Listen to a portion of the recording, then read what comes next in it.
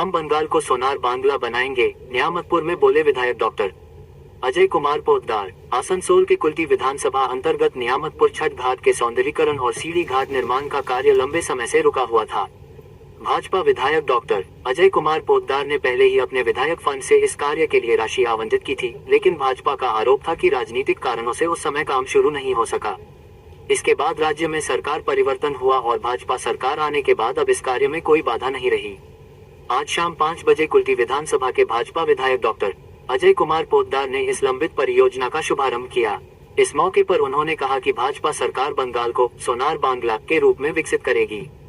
न्यामतपुर सरकारी पोखर घाट में सीढ़ी घाट और सौंदर्यीकरण कार्य के शुभारंभ के बाद न्यामतपुर श्री श्री सूर्य धाम योगा समिति एवं छठ पूजा कमेटी की ओर से सूर्य मंदिर प्रांगण में विधायक का सम्मान भी किया गया। 5 লাখ টাকার যে পেন্ডিং ছিল সে কাজটা এখন শুরু হলো। এটা কোন ফান্ড থেকে করা হয়েছে? এটা বিউবি এমএলএ লেড ফান্ড থেকে। আচ্ছা, অভিযোগ আসছে এই কাজটা বহু পুরনো, মানে অনেক দিনের কাজ, এটাকে আটকে দেওয়া হয়েছিল, কি বলবেন? ওটা তো এদের রীতি, ওটা তো কোনো নতুন জিনিস নেই। ভয়মুক্ত বাংলা করার জন্য আমরা এগিয়েছি।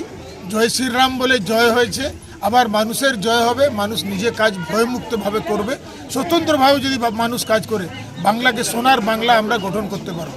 কাজ কত শুরু হবে? কাজ শুরু হবে। আজকে তো নারকল ফাটানো হলো, তারপরে কাজ হবে।